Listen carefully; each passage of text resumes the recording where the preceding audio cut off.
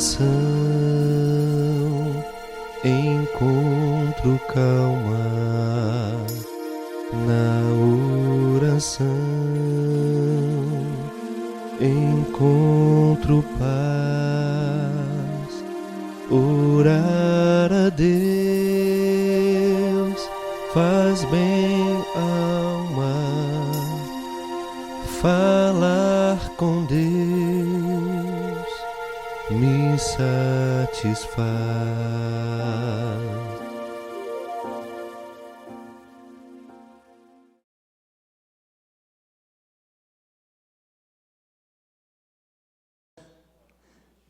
Graça e paz. Nós estamos hoje num dia muito especial. Cadê os pais aqui presentes nessa noite? Fabiano pode erguer a mão com convicção, né? Já vai ser papai também. Hoje é um dia especial, né? A gente está falando dos pais, e hoje a gente sentiu, né? Nós que somos pais, um pouquinho, né? Dessa bênção que é poder viver em família, ter os nossos filhos, ser homenageado por eles, né? Ganhar um abraço, enfim. E a gente sabe que muitos, talvez, aqui essa noite não tenham a oportunidade, né, de fazer isso. Talvez o pai está distante, ou talvez nem exista mais. E a gente pensou nessa série também, especialmente, por causa dessa questão.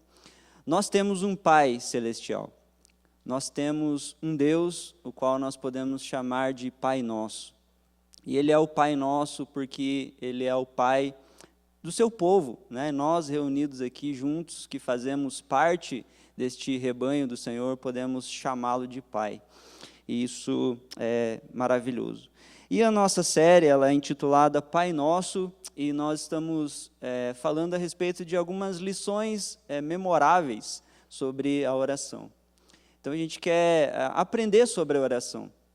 E claro que, como nós conversamos na semana passada, muito de aprender a orar tem a ver com a prática da oração, né? A gente aprende a orar orando, e essa é a provocação.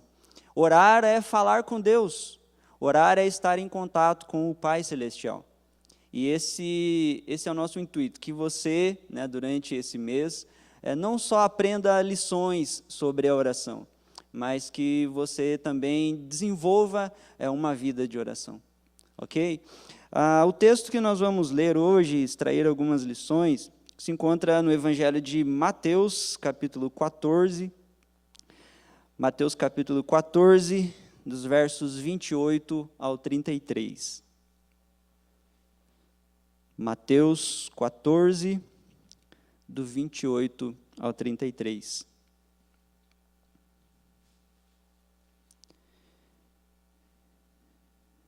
Diz assim: respondendo-lhe Pedro, disse: se és tu, Senhor, manda-me ir ter contigo por sobre as águas. E ele disse: vem. E Pedro, descendo do barco, andou por sobre as águas e foi ter com Jesus. Reparando, porém, na força do vento, teve medo, e começando a submergir, gritou: salva-me, Senhor! E prontamente Jesus, estendendo a mão, tomou-o e lhe disse: homem de pequena fé, por que duvidaste? Subindo ambos para o barco, cessou o vento, e os que estavam no barco o adoraram, dizendo: verdadeiramente és o Filho de Deus. Vamos orar? Senhor, nós, neste momento, estamos diante da sua palavra. Neste momento, nós estamos remetendo, Deus, nosso coração, a nossa mente, para esse assunto tão fundamental e tão essencial da nossa vida, que é a oração. Que a gente aprenda, Senhor, sobre a oração, que a gente aprenda a orar, que a gente deseje orar, ó Deus, porque orar é falar contigo. Que o Senhor tenha misericórdia das nossas vidas e que o Senhor, ó Deus, me use para abençoar a Tua igreja nessa noite, que todos nós possamos, ó Deus, de alguma forma, ouvir a Sua palavra, ó Deus, ouvir os ensinamentos dela e assim, ó Deus, nós adquirirmos, Pai, um relacionamento mais robusto, mais profundo com o Senhor.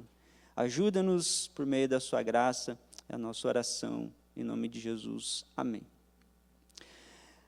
Bom, qual é o contexto em que essa oração acontece?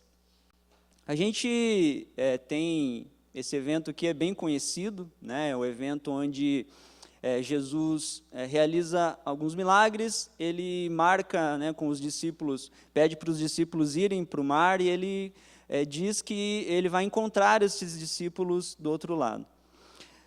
Os discípulos estão atravessando, então, esse mar, né, o mar da Galileia, e quando eles estão na metade do caminho, eles percebem que algo vem se aproximando deles, alguém.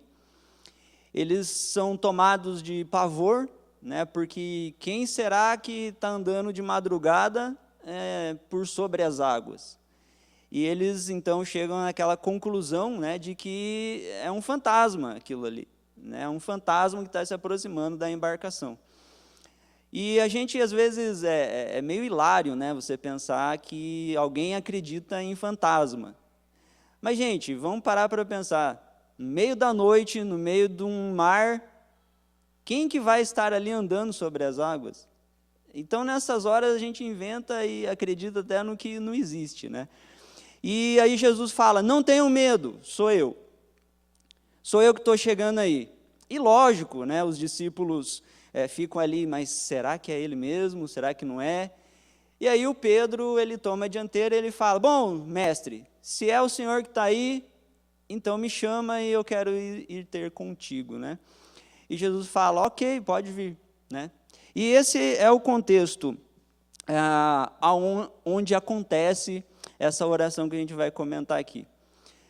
Se você perceber, ela é uma oração extremamente breve, é uma oração muito curta. Pedro sai do barco, vai ter com Jesus, ele dá alguns passos sobre as águas, e daqui a pouco acontece uma coisa que acontece com a gente também. A gente, às vezes, sai olhando para Jesus, às vezes a gente está olhando para Ele, a gente sabe que Ele está chamando a gente, só que nesse percurso de ir a Jesus, muitas vezes a gente começa a prestar atenção nos barulhos, nos ventos, né, nas situações adversas, e assim como Pedro, a gente começa a afundar também. A perder de vista quem nos chamou, o barulho das ondas, o barulho do mar começa a ficar mais alto do que a voz de Jesus, a gente começa a tirar o foco de Jesus e olhar para essas ondas, e aí a gente vai ser engolido. Dificilmente a gente vai conseguir escapar. E o texto é interessante, porque ele fala que, pela narrativa, o Pedro vai afundando aos poucos, assim, né? Ele vai submergindo, né? Vai afundando.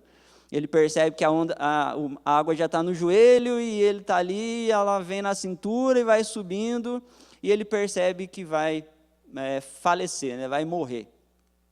E aí ele faz uma oração, né? E a oração que a gente viu está no versículo 30, ou seja, ele está tomado de medo, e o que ele faz? Ele grita, salva-me, Senhor. Bom, a primeira consideração que eu queria que a gente pensasse é que mesmo no ambiente assim religioso, dentro desse espectro, né, religioso, essa oração de Pedro não aconteceu num lugar adequado. Porque, via de regra, a gente pensa que a oração, o lugar adequado para a oração, seria onde? Seria na igreja, seria num ajuntamento público, né? Então, a oração parece que tem lugar específico para acontecer, né? A oração, o lugar dela seria no culto, seria na igreja, nas reuniões de koinonia, né? De comunhão. Também a gente pode pensar assim, a oração ela acontece no nosso âmbito privado, ou seja, nosso quarto secreto, sabe aquela ideia de Jesus? Quando você for orar, não fica se mostrando para as pessoas, vai lá no seu quarto, fecha a porta, e obviamente que essa fala de Jesus vai para além ali de um lugar geográfico, mas a ideia da solitude, né? Você ter um lugar onde você se encontra com Deus, de maneira pessoal.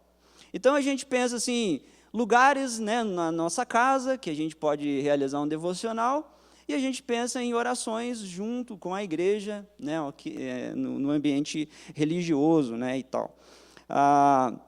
Agora, essa oração aqui aconteceu aonde? O ambiente onde acontece essa oração não é num culto público e muito menos num lugar privado de oração. Essa oração de Pedro acontece enquanto ele está afundando no mar da Galileia. E eu tenho aqui 3 lições, né, memoráveis para a gente aprender com esse texto. A primeira delas é que a oração ela é apropriada para qualquer hora e para qualquer lugar. A oração ela é sempre apropriada, independente da hora, independente do lugar que você está. E claro que é muito bom a gente poder ter a chance, né, de orar juntos. Nós temos aqui as terças-feiras, né, um momento de oração, e tem sido uma bênção, né, a gente orar uns pelos outros, receber oração, partilhar os nossos pedidos, né, tem sido uma bênção a gente poder orar junto, né? Isso é muito bom, essa comunhão do povo de Deus, né? É muito bom a gente ter um lugar no nosso lar, né? Em casa, onde a gente pode também ali dobrar o nosso joelho, orar, a gente pode ler a palavra, a gente pode ter um momento a sós com Deus. Isso é muito importante também. Mas só que, por vezes, a gente acaba se tornando vítimas ou escravos de hábitos. E às vezes os hábitos, por mais melhores que sejam, eles acabam fazendo a gente perder o foco. Charles Spurgeon tinha uma frase interessante que ele dizia assim: um espírito de oração é mais importante que o hábito de orar. E aparentemente é uma frase estranha, né? Mas faz todo sentido. Porque essa ideia, para a gente exemplificar, a gente lembra lá de Jesus encontrando a mulher samaritana. E naquele encontro acontece um diálogo, né? A mulher pergunta para Jesus: onde é o lugar que a gente tem que orar? E Jesus, ela está falando do monte, né? Então, assim, é no Monte Gerizim, no Monte Sinai, qual que é a localidade correta para se orar? E Jesus, ele não responde a pergunta dela, ele faz uma outra afirmação, ele fala: olha, os verdadeiros adoradores, ele adora em espírito e em verdade. Isso é uma condição do coração, é uma postura de espírito. Pode ser que você desenvolva hábitos e você vire refém desses hábitos. Eu tenho que orar a tal horário, eu tenho que orar em tal lugar, mas você não está entrando em contato com Deus. Talvez aquela prática rouba de você a alegria e o espírito de estar com Deus, de fato. Então, assim, é possível realizar orações baseadas em hábitos, mas que não representam, de fato, uma conexão com Deus. E é essa a ideia, que a gente precisa lembrar que, se a gente quiser encontrar o Senhor verdadeiramente em oração, de onde quer que a gente o busque, ele será encontrado.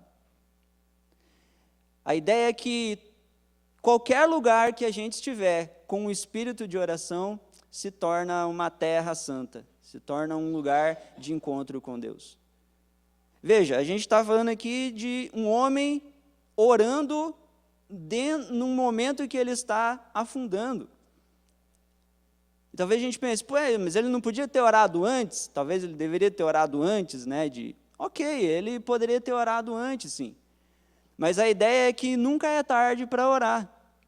A ideia é que sempre a gente pode acessar o Senhor por meio da oração. Pode ser que você está afundando de alguma forma, e você deveria ter orado, e talvez o fato de você não orar te conduziu para um lugar de afundamento. Mas nunca é tarde para reconhecer isso e buscar o Senhor em oração, né? A gente também pensa aqui que a ideia é que a gente deve orar em meio a qualquer circunstância que seja legítima. Né? Todas as circunstâncias que a gente vive, experimenta, a gente deveria orar. A gente deveria orar constantemente. Tudo aquilo que nós fazemos deveria ser feito banhado em oração. A gente deveria orar pelo nosso trabalho, a gente deveria orar pela nossa família, a gente deveria orar pelas finanças, a gente deveria orar pelas pessoas que nos cercam, a gente deveria orar sobre todas essas coisas. Todos os negócios que nós fazemos, todas essas coisas que são legítimas, elas deveriam estar diante do Senhor em oração. E se existe algo ilegítimo que a gente realiza, a gente, na verdade, nem deveria estar envolvido com esse tipo de coisa. A ideia é assim, se você faz algo sobre a qual você não pode orar, você deveria romper com isso. Se existe algo que a gente pratica, que a gente faz, e que a gente não pode orar a respeito disso, a gente deveria parar. É tipo assim, aquela ideia, imagina assim, né, a cena, Senhor, eu vou cometer um assalto agora e peço que o Senhor me abençoe grandemente, né, para que a gente seja bem sucedido, né, nesse assalto. Senhor, eu vou cometer um pecado e peço que o Senhor me abençoe nisso, em nome de Jesus, amém. A gente pode orar assim? É até vergonhoso a gente pensar numa coisa dessa, né? No entanto, isso ajuda a gente, porque a lição aqui sobre a oração é exatamente essa. A gente deve orar em todo o tempo, mas se tem coisas que a gente não pode orar, então a gente precisa se afastar disso. Uma coisa aqui também importante a pensar nessa lição é que o que acontece? Geralmente, circunstâncias, elas acabam levando a gente, né, circunstâncias adversas, nos desanimam e às vezes acabam conduzindo a gente a parar de orar. Parece que a ideia é que aconteça exatamente o contrário. As dificuldades vão chegando, as situações vão se impondo, e a gente vai parando de orar, com aquela ideia assim que talvez Deus está demorando, talvez Deus não está me respondendo, a situação está me afundando cada vez mais, estava só na canela, agora já está subindo essa água aí, eu não vou mais orar, agora não adianta mais, eu deveria ter orado antes. A ideia aqui, queridos, é que independente das circunstâncias, você ore sempre ao Senhor. A ideia aqui é que a gente jamais deve deixar de orar. A gente precisa, na verdade, deixar de não orar. A gente tem que parar de não orar. O convite aqui é para a gente pensar exatamente nisso.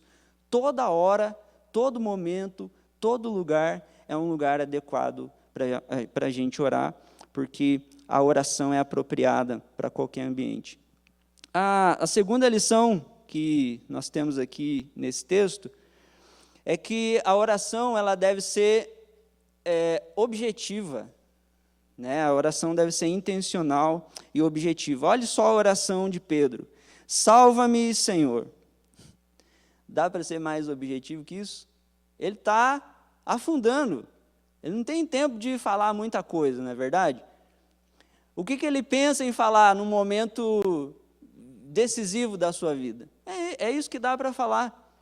Salva-me, Senhor. Eu estou afundando, então salva-me, Senhor.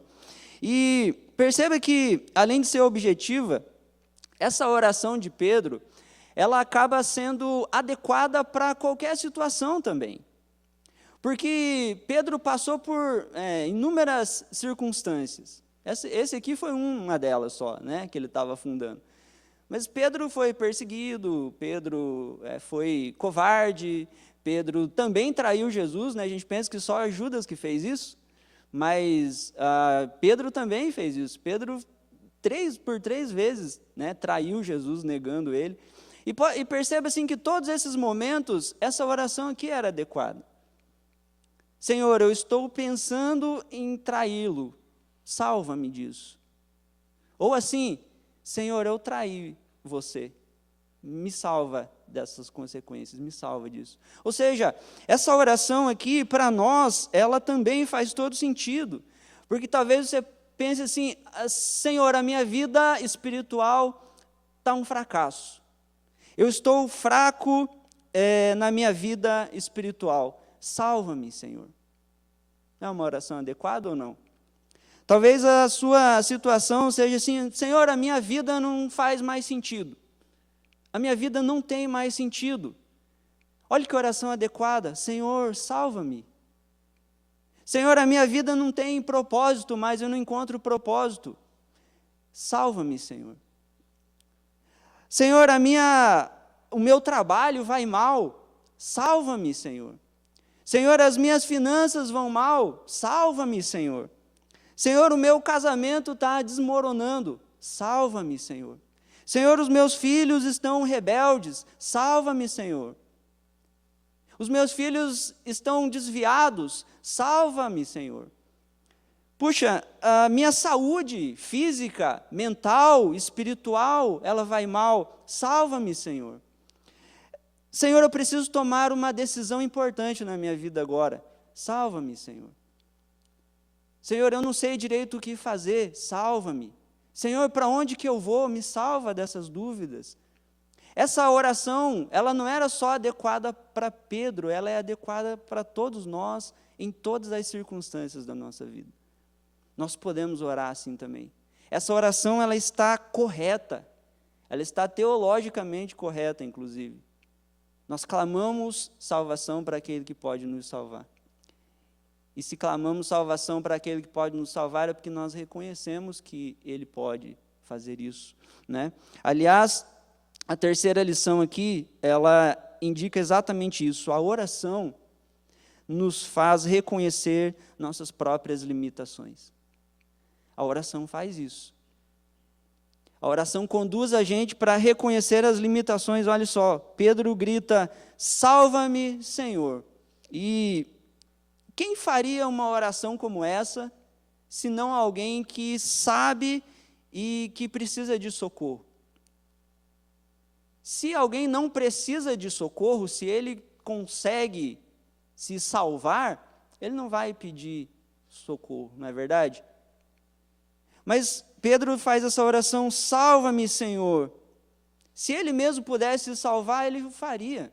Aliás, é interessante porque Pedro, ele tinha a expertise nessa área de mar, não é verdade? Pedro era um pescador nato, né? Desde que cresceu nadando lá, pulando na água, pescando com seus pais, enfim. Ele conhecia, ele manjava desse negócio de água, de rio, né? De peixe. Ele já tinha visto tempestade, já tinha pegado um monte de situações, né, envolvendo ali o mar, barco, esse tipo de coisa. Mas agora ele percebe que ele está numa situação que a expertise dele não vai ajudar. Ele vai afundar, ele está afundando, é um negócio diferente que está acontecendo e ele não consegue se salvar.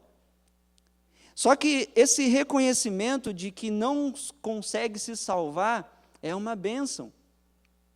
Porque ao perceber que ele não consegue se salvar, ele se remete ao Senhor. Ele diz, Senhor, salva-me. Ele precisou que alguém o salvasse.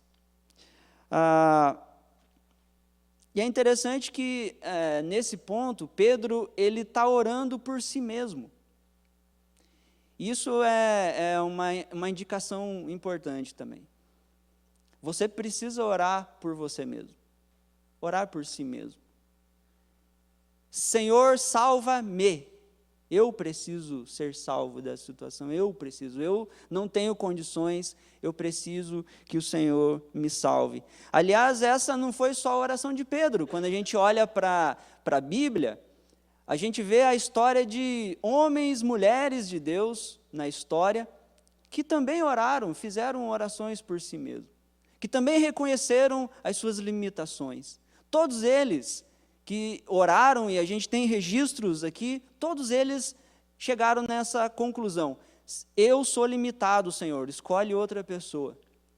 Eu não consigo, chama outro. E essas orações, elas agradam a Deus, porque elas são orações que indicam que nós reconhecemos as nossas limitações. Nós não conseguimos, nós precisamos de alguém para nos ajudar, nós precisamos de alguém que nos salve. E esse alguém é o Senhor, que está ali ao lado de Pedro e retira ele daquela situação, né? A quarta lição, e a última, é que a oração também nos faz experimentar o poder de Cristo. Salva-me, Senhor. A oração de Pedro, ela foi direcionada para a pessoa certa. Para além de Jesus, Pedro tinha ali pelo menos 11 colegas, né, que ele podia gritar, né? Pessoal, socorro aqui, né? Mas ele se dirige a Jesus, ele se dirige à pessoa certa. Ele tinha a opção, né, de solicitar a ajuda ali dos seus amigos, que eram também experientes como ele, mas ele sabia que naquela situação que ele se encontrava, somente o Senhor que tinha poder, só o Senhor conseguiria tirar ele dali. Só o Senhor conseguiria salvá-lo. Ele reconheceu que o Senhor era o único com poder naquele momento para não deixá-lo perecer nas águas. E é interessante que, ao ouvir o seu clamor, Jesus o atende prontamente. Ao ouvir a oração de Pedro, Jesus prontamente estende as suas mãos e o levanta. Gente, isso é algo que o Senhor faz com todos nós, em todos os sentidos também. Há um hino antigo, né, que a gente cantava, não sei quantos lembram, mas ele fala assim: quando Jesus estendeu as suas mãos, quando ele estendeu as suas mãos para mim, eu era pobre, perdido, sem Deus, sem Jesus, quando ele estendeu as suas mãos para mim. Deus salvou você já, não sei se você sabia.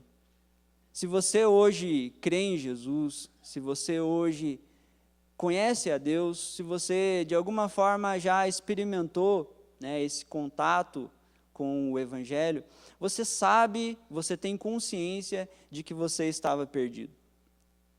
E você só foi salvo porque o Senhor, em sua misericórdia, estendeu a sua mão para você. O Senhor estendeu a sua mão, te tomou e te tirou de um mar de perdição. O Senhor salvou a gente de afundar no pior mar que existe, que é o mar da perdição eterna. Nós fomos tirados desse mar, o Senhor nos salvou de lá.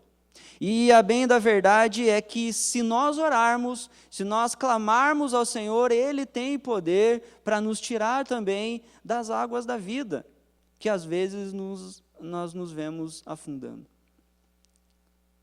O que você faz quando você começa a afundar?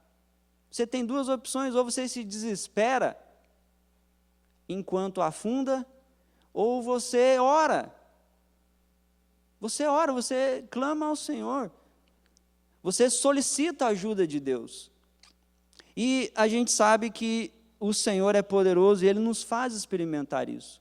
Se eu chamasse cada um de vocês aqui, vocês teriam situações na vida de vocês para testemunhar aqui do favor de Deus. Não é verdade? Você consegue lembrar aí de pelo menos uma situação em que você falou: agora a casa cai. E de repente, de uma forma miraculosa, acontece alguma coisa e você sai dessa situação. E aí você começa a respirar tranquilo de novo, você percebe que está em terra seca e você chega nessa conclusão: puxa, Deus me salvou de novo, Deus me ajudou de novo, Deus me deu condições de novo. As orações que, via de regra, chegam e sobem mais alto são aquelas realizadas nos lugares mais baixos.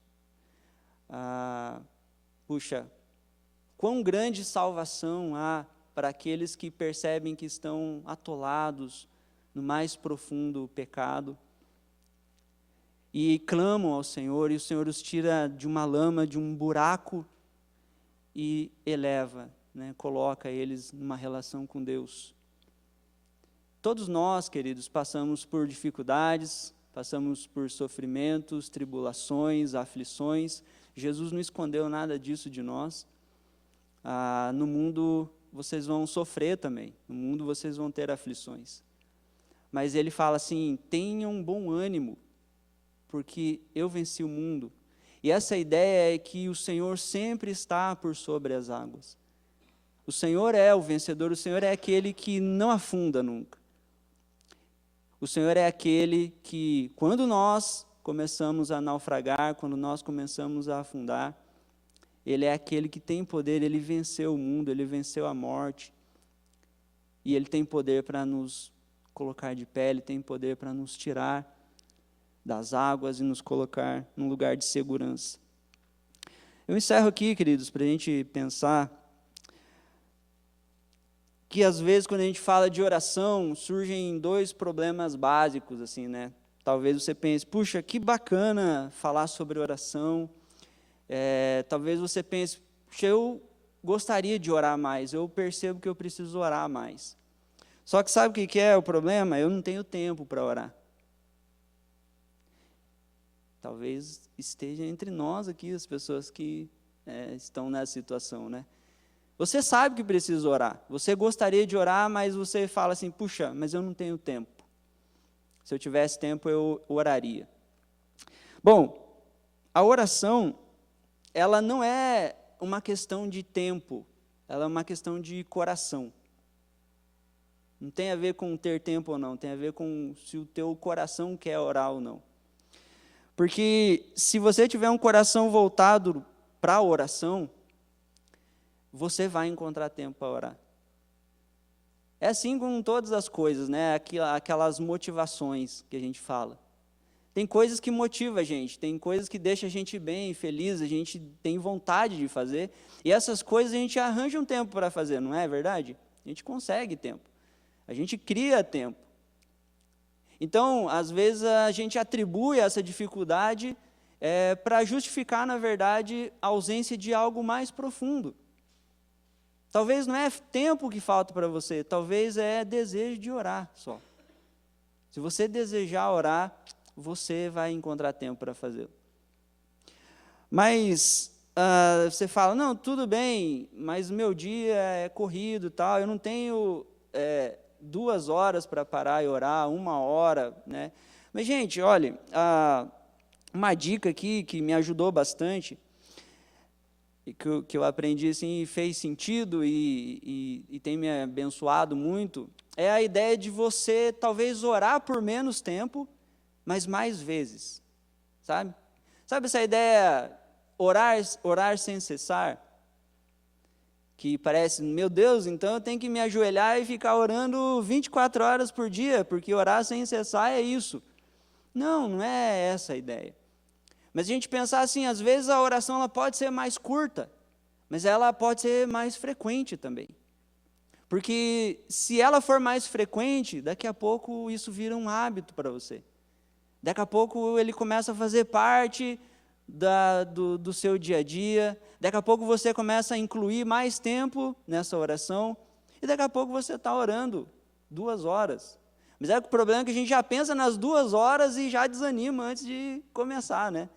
Puxa, o ideal é orar bastante, assim, eu vejo lá as pessoas que falam, o Lutero, né, que começava o dia lá, 2, 3 horas de oração, tem um monte de, né, o Spurgeon, que eram também de oração, e Spurgeon era bem, assim, ele falava para a igreja, né, dele, falava assim, eu não sei como é que vocês conseguem ser crente e não orar, né?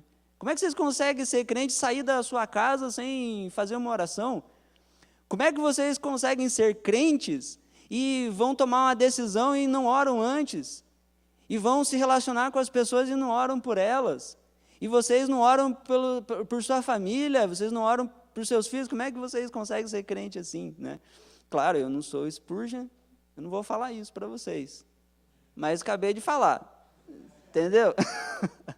Mas é um conselho, assim, que fez sentido para mim. Eu acho que se você fizer isso, sabe assim, Senhor, eu vou trabalhar, que o Senhor me abençoe e me leve em segurança. Consegue? Dá para fazer isso ou não dá? Você está indo daí no ônibus, ninguém pega ônibus aqui, né? Uber, sei lá. Você fala, Senhor, esse camarada está me levando para o meu trabalho. Senhor, abençoa ele. Abençoa esse jovem aí. Né? Abençoa a família dele. Talvez Deus te dê uma oportunidade, inclusive, de evangelizá-lo. Talvez ali, às vezes no Uber rola, né, um papo mais bacana, e você pode até oferecer uma oração para ele. Rapidinho aqui, quero só orar por você aqui. Senhor, abençoe o dia dele, o trabalho. Amém.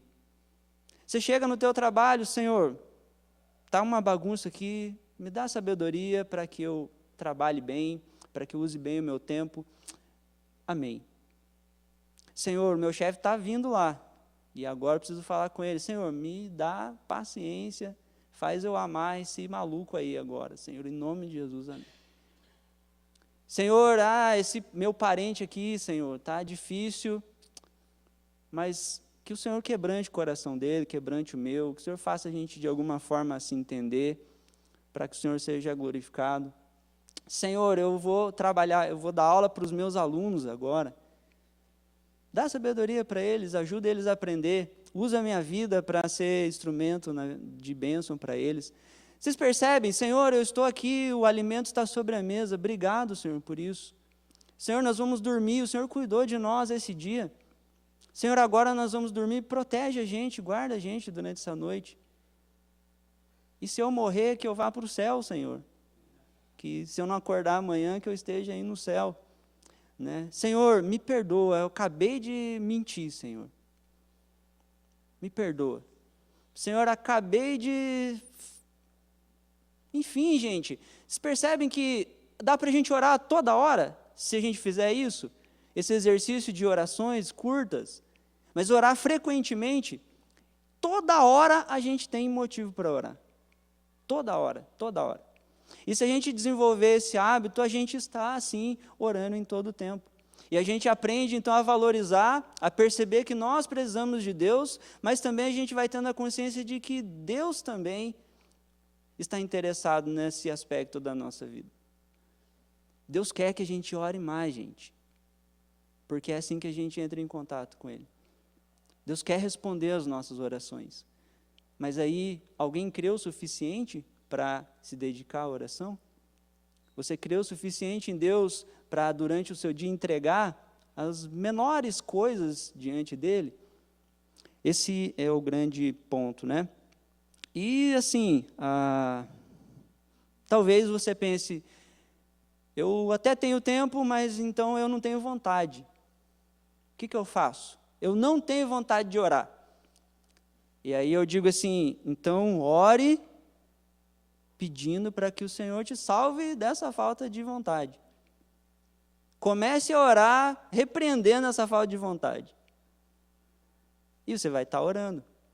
Senhor, salva-me, Senhor, da minha natureza, que prefere, às vezes, se deleitar em prazeres, outros prazeres que não na oração. É uma oração de confissão.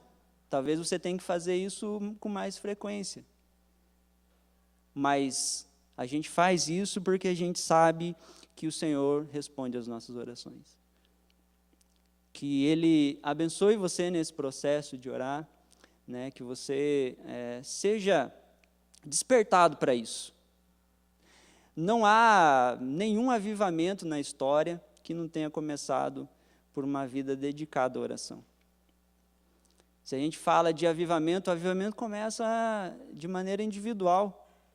São pessoas que começam a pensar assim, puxa, se orar é estar em contato com Deus, e estar em contato com Deus é a maior bênção da nossa vida. Se estar em contato com Deus me traz sabedoria, se estar em contato com Deus me traz saúde, me traz sentido na existência, então eu vou orar mais. E quando a gente vai orando, a gente vai revelando nosso coração a Deus, mas Deus também vai se revelando a nós. E aí as coisas começam a mudar. E outras pessoas vão sendo influenciadas. E daqui a pouco tem um grupo de pessoas orando. Daqui a pouco tem um grupo de pessoas que estão sedentas por Deus, que querem buscar a Deus. E daqui a pouco isso vira um movimento maior. E é assim que os avivamentos começaram, aconteceram na história. Que tal eu e você sermos esse foco de avivamento? Que tal se Deus fosse começar um movimento aqui no nosso bairro? Imagine que Deus quer salvar aqui em massa muitas pessoas, muitos eleitos que Ele tem por aqui estão perdidos. De repente, Deus não está nos despertando hoje para que a gente ore mais, pergunte mais para Deus o que Ele quer que a gente faça? Será que o objetivo de Deus para a nossa comunidade é que a gente se reúna aqui domingo após domingo apenas? Não. O Senhor tem uma missão para todos nós. Mas essa missão começa em orar, se relacionar com Ele. Feche seus olhos, vamos orar mais uma vez. Senhor, mais uma vez nós nos colocamos em Sua presença. E o Senhor tem, ó Deus, nos abençoado, nos agraciado. E nós pedimos, Pai, a Tua bênção sobre a vida de cada um que está aqui essa noite, ó Deus. Nós temos essa consciência que é nosso dever orar e às vezes a gente acha essa atividade enfadonha demais. Mas ela, ó Deus, conforme o texto que nós lemos, ela deve ser algo natural, algo espontâneo, mas algo que venha do coração, ó Deus, algo que seja verdadeiro.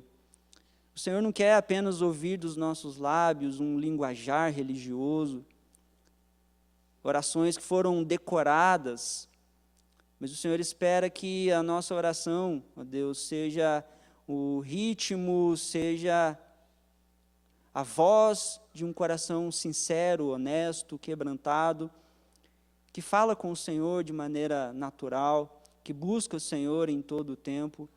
Que o Senhor nos ajude, Deus, a encontrar essa graça, que a gente consiga perceber a bênção que é nós estarmos em oração, ó Deus. Nós temos necessidade disso, porque todos nós, ó Deus, precisamos de salvação.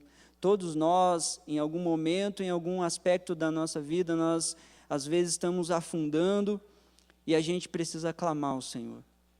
Clamar ao Senhor com um coração verdadeiro. Ajuda-nos, Senhor, que o Senhor nos desperte para isso, que o Senhor gere em nosso coração esse interesse pela oração. Abençoe sua igreja, em nome de Jesus. Amém.